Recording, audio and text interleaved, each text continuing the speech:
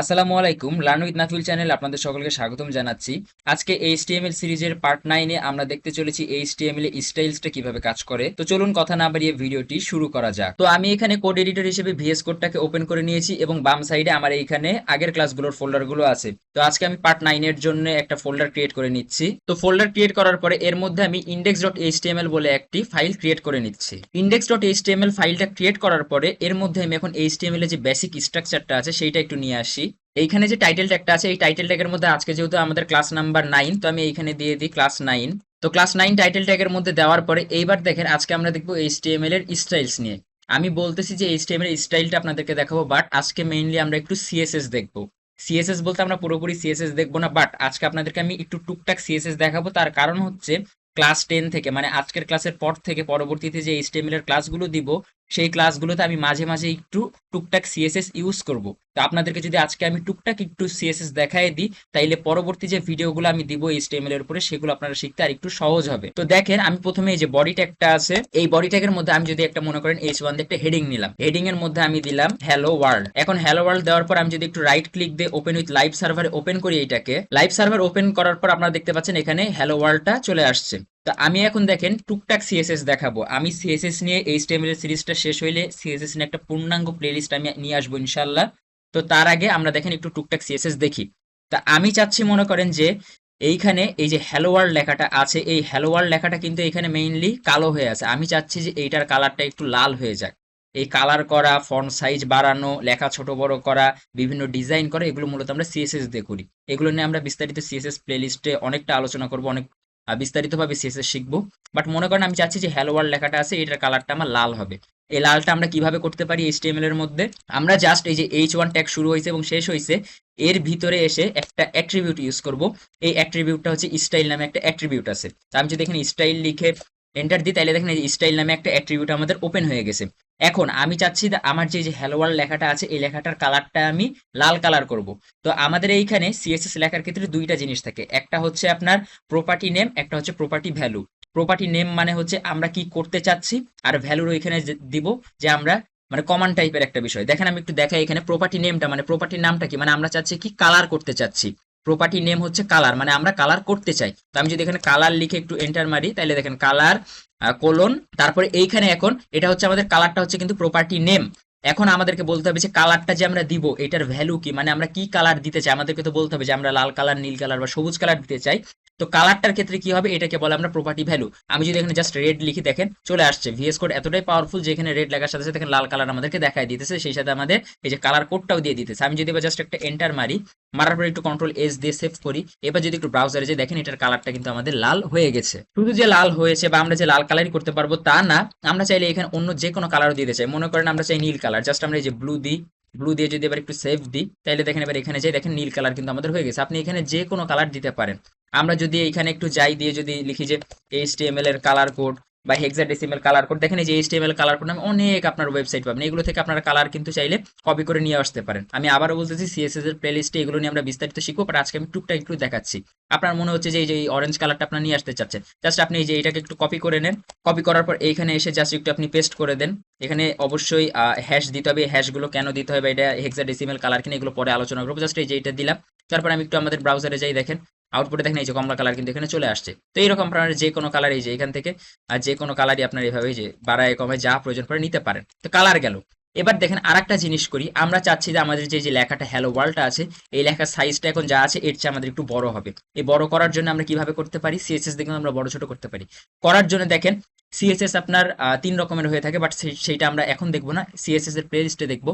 But আমাদের এই যে একটা লাইনের মধ্যে এইচটিএমএল এর মধ্যে আমরা সিএসএস লিখতেছি, আমরা এখানে তো আমাদের যে শুধু কালারটাই প্রয়োজন হবে এমন না, আমরা চাইলে বড় ছোট করতে হইতে পারে বা আমাদের এই ফন্টের ডিজাইনটাকে চেঞ্জ করতে হইতে পারে। তো আমরা এখানে একের অধিক প্রপার্টি বা একের অধিক সিএসএস আমরা এখানে ইউজ করতে পারি। আমরা একের অধিক সিএসএস ইউজ করার ক্ষেত্রে আমরা কি করব, এখানে জাস্ট আমরা এইখানে একটা হচ্ছে সেমিকোলন দিব। সেমিকোলন দেওয়ার পরে আমরা এইখানে এবার সুন্দর করে লিখবো যে আমরা চাচ্ছি যে এই যে হ্যালো ওয়ার্ল্ড লেখাটা আছে এই হ্যালো ওয়ার্ল্ড লেখাটার হচ্ছে সাইজটা মনে করেন আমরা বড় করবো, এখন যা আছে তার চেয়ে বড় করবো। আমি জাস্ট এখানে লিখবো ফন্ট। ফন্ট লিখলে দেখেন এখানে আপনাকে অটোমেটিক এখানে সাজেশন দিবে অনেক। আমাদের লেখা বড় করার জন্য ইউজ করতে আপনার ফন্ট সাইজ। ফন্ট সাইজ দিব, দেখেন অটোমেটিক কোলন দিয়ে দিয়েছে। আমরা এখান থেকে চাইলে যে লার্জ, লার্জার, মিডিয়াম যে কোনো কিছু সিলেক্ট করতে পারি। বাট আমাদের যদি একটা ফিক্সড মাপ থাকে যে আমরা ফিক্সড মাপে লিখবো, মনে করেন আমরা চাচ্ছি 100 পিক্সেল, 100 পিক্সেল লিখলাম, দিয়ে কন্ট্রোল এস দিলাম। এটা হচ্ছে একটা সাইজ, পিক্সেল কি এভাবে আরো অনেকগুলো আপনার আছে, রেম আছে, অনেকগুলো আছে, সেগুলো আমরা সিএসএস এর আপনার প্লেলিস্টেই দেখবো। তো 100 পিক্সেল লিখলাম, দেখার পরে এখানে যে দেখেন এই যে হ্যালো ওয়ার্ল্ড লেখাটা কিন্তু বড় হয়ে গেছে। আপনার মনে হচ্ছে অনেক বেশি ছোট হয়ে গেছে, আমি এখানে ছোট করে দিলাম, মনে করেন 5 পিক্সেল দিলাম, জাস্ট অনলি 5 পিক্সেল। দেখেন এই যে কত ছোট হয়ে গেছে, দেখছেন? আমি একটু জুম করি, দেখেন এই যে এখন আপনারা বড় দেখতে পাচ্ছেন। বাট এটাকে যদি জুম আউট করে একদম দেখি, দেখেন দেখাই যাচ্ছে না এই যে কার্সরের কাছে হ্যালো ওয়ার্ল্ড ছোট। তো এইভাবে কিন্তু আমরা লেখার আপনার সাইজগুলোকে বড় ছোট করতে পারি সিএসএস দিয়ে। তো আমি ওই যে ব্রাউজারে এই যে কোড এডিটরে যে 50 পিক্সেল দিয়েছিলাম, সেটা কিন্তু এখানে দেখেন 50 পিক্সেল দিলে এরকম হয়ে যাচ্ছে। তাইলে আমরা দেখলাম যে কালার কিভাবে চেঞ্জ করা যায়, কিভাবে লেখা বড় ছোট করা যায়।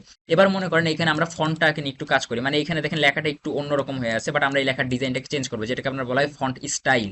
তো ফন্ট স্টাইল কিভাবে চেঞ্জ করতে পারি, সেম অ্যাজ এখানে আমরা আপনার সেমিকোলন দিব, দেওয়ার পরে এখানে যদি লিখি ফন্ট ফ্যামিলি, দেখেন এই যে ফন্ট ফ্যামিলি দিয়ে দিয়েছে, দিলাম। এখানে অনেকগুলো ফন্ট ফ্যামিলি আসবে, ঠিক আছে? অনেকগুলো ফন্ট ফ্যামিলি আসে, আপনার যে কোনো একটা আপনি চাইলে দিতে পারেন। মনে করেন আমি এই যে ভরেন্দ্র জেনেভা এটাকে দিলাম, দিয়ে জাস্ট কন্ট্রোল এস দিই।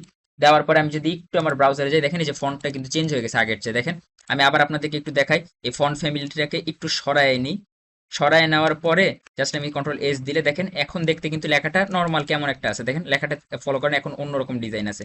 বাট আমি যখনই এইখানে আপনার হচ্ছে ফন্ট ফ্যামিলিটাকে দিয়ে দিব, দেওয়ার পর এখানে যাবো, দেখেন লেখাটা কিন্তু চেঞ্জ হয়ে গেল। এরকম অনেক অসংখ্য ফন্ট ফ্যামিলি আমাদের এখানে আছে। আমরা মনে করেন যদি একটু যাই, এরকম দেখি যে আপনার গুগলের ফন্টস আছে, fonts.google.com। আপনারা এখানে জাস্ট সার্চ দিবেন গুগল ফন্টস লিখে, গুগলে ফন্টস লিখে যদি সার্চ দিন যাবেন, যাওয়ার পরে গুগলে অসংখ্য এরকম অনেক ওয়েবসাইট আছে যেগুলো থেকে আমরা ফন্ট নিয়ে আসতে পারি। মনে করেন আমাদের এইখানে একটু দেখি, আমরা মনে করেন আমাদের এই যে প্লে রাইট যে এটা আছে, এই ফন্টটা ভালো লাগছে, জাস্ট এর উপর আমরা একটা ক্লিক দিব। ক্লিক দেওয়ার পরে এখান থেকে এই যে গেট ফন্ট বলতেছে, গেট ফন্টে ক্লিক দিতে হবে। দেওয়ার পরে এই যে গেট এমবেডেড কোড আমরা দুইভাবে ইউজ করতে পারি, ডাউনলোড দিয়েও করতে পারি, আবার গেট এমবেডেড করতে, বাট আমরা এখন কোড দিয়ে ইউজ করবো। সিএসএস এর প্লে লিস্টে আমরা এই ফন্ট কিভাবে অ্যাড করতে আরো অনেক ডিটেলসে শিখবো ইনশাল্লাহ। তো দেখেন জাস্ট গেট এমবেড কোডে যদি ক্লিক দিই, ক্লিক দেওয়ার পরে এখানে এই যে লিঙ্কের মধ্যে একটা দেখেন এই যে দিয়ে দিছে আপনার হচ্ছে কোড, এই কোডটাকে জাস্ট আপনি কপি করবেন। কপি করার পরে ভিএস করে এসে এই যে টাইটেল আছে এর নিচে আপনি জাস্ট বসায় দেন এই লিঙ্কটাকে, জাস্ট জাস্ট আপনি যেখান থেকে কপি করে দিবেন, দিয়ে ভিএস করে এসে এটা টাইটেল ট্যাগের নিচে আপনি হচ্ছে এটাকে বসাই দিবেন, এই যে 3 লাইনের যে কোডটা আছে এটা দিলেন। দেওয়ার পরে আপনি এখন এইখানে এই যে নিচে লেখেন লেখা আছে এই যে ফন্ট ফ্যামিলি, এই জিনিসটা এইটুকুকে জাস্ট কপি করে নিতে হবে। ফন্ট ফ্যামিলির যে নামটা আছে এটাকে আপনার কপি করে নিতে হবে। নেওয়ার পরে এখানে আসার পর ফন্ট ফ্যামিলির মধ্যে জাস্ট আপনি এখানে কন্ট্রোল ভি দিয়ে পেস্ট দিয়ে দেন, কন্ট্রোল এস দেন। দেওয়ার পরে এখানে যদি একটু যান, দেখেন আপনার এই যে চেঞ্জ হয়ে গেছে, দেখছেন ফন্টটা পুরো চেঞ্জ হয়ে গেল। এই যে এখানে যেমন লেখা দেখা যাচ্ছে, এখানে দেখেন ফন্টের ডিজাইন কিন্তু চেঞ্জ হয়ে গেল। তাইলে আমরা আজকের এই ভিডিওতে দেখলাম যে আমরা কিভাবে একটা লেখার কালার চেঞ্জ করতে পারি, স্টাইল করতে পারি, কালার বিভিন্ন রকম কালার দিতে পারি, ফন্ট ছোট বড় করতে পারি, মানে লেখাটাকে ছোট বড় করতে পারি, সেই সাথে ফন্ট ফ্যামিলি নিয়েও আমরা টুকটাক জানলাম। তো আজকের এই ভিডিওটা এই পর্যন্তই ছিল। আমি আপনাদেরকে আবারও বলতেছি যে এই ভিডিওটাতে আমরা সিএসএস জাস্ট টুকটাক দেখলাম দুই একটা জিনিস। সিএসএস এর যে পূর্ণাঙ্গ প্লেলিস্ট আসবে সেটাতে আমরা সিএসএস নিয়ে অনেক ডিটেলসে শিখবো ইনশাল্লাহ। তো আমার নেক্সট ক্লাসগুলোতে আপনাদেরকে বোঝানোর সুবিধার্থে আমার একটু সিএসএস টুকটাক ইউজ করতে হবে, এর জন্যই মূলত আজকে আমি টুকটাক একটু সিএসএস দেখালাম আপনাদেরকে। তো আজকের এই ভিডিওটা এই পর্যন্তই থাকলো। পরবর্তী আরেকটা ভিডিওতে এইচটিএমএল এর অন্য একটা টপিক নিয়ে আপনাদের সাথে দেখা হবে ইনশাল্লাহ। সেই পর্যন্ত সকলে ভালো থাকবেন। আর এই ভিডিওটা যদি ভালো লাগে তাহলে অবশ্যই আমাদের চ্যানেলটাকে সাবস্ক্রাইব করবেন, ভিডিওটাকে লাইক করতে পারেন, এবং ক্লাসগুলো কেমন লাগতেছে অবশ্যই আপনারা কমেন্টে জানাতে ভুলবেন না। সেই সাথে আমাদের কিন্তু ফেসবুকে একটা সাপোর্ট গ্রুপ আছে, এই ক্লাসগুলো করতে গিয়ে যদি আপনাদের কোনো প্রকার কোনো প্রবলেম হয় অবশ্যই আমাদের ফেসবুক সাপোর্ট গ্রুপে পোস্ট করবেন, আমি সেখানে আপনাদেরকে হেল্প করার চেষ্টা করবো ইনশাল্লাহ। আর সেই সাথে আমি যে ফুল কোর্স জুড়ে যে কোডগুলো করতেছি সেই সবগুলোই কিন্তু আমাদের গিটহাবে আমরা আপলোড করতেছি। গিটহাবে এই কোডগুলোকে আমি আপলোড করে দিচ্ছি একটা রিপোজিটরি আকারে। আপনারা যদি github/learnwithnafiul নামে চলে আসেন এবং এখানে যাওয়ার পরে দেখেন এই যে একটা পপুলার রিপোজিটরি আছে এইচটিএমএল টিউটোরিয়ালস ফর বিগিনার, এটার মধ্যে একটু যদি যান তাহলে আপনারা দেখতে পাবেন যে আমাদের আগের যে ক্লাসগুলো আছে সবগুলো ক্লাসের কিন্তু এখানে এই যে কোডগুলো এখানে কিন্তু একটা একটা করে আমি দিয়ে রেখেছি, অলরেডি আপলোড করে রাখছি। এই যে ক্লিক দিলে index.html ক্লিক দিবেন, ক্লিক দিলে দেখেন এই যে আগের ক্লাসের যে কোডগুলো আমি করছি সবগুলো এখানে আমি দিয়ে রেখেছি। আপনারা চাইলে এই কোডগুলো দেখতে পারেন নিজেরা, কোডগুলো আপনারা এখান থেকে আপনারা ডাউনলোডও করতে পারেন। ডাউনলোড করার জন্য জাস্ট এই যে কোডে ক্লিক দিবেন, দিয়ে এই যে ডাউনলোড জিপ দিতে পারেন, দিয়ে আপনারা ডাউনলোড করে নিতে পারেন, দিয়ে কোডগুলোকে দেখতে পারেন। তো এই ছিল ভিডিও। তো পরবর্তী ভিডিওতে আপনাদের সাথে আবার দেখা হবে, সেই পর্যন্ত সকলে ভালো থাকবেন। আসসালামু আলাইকুম।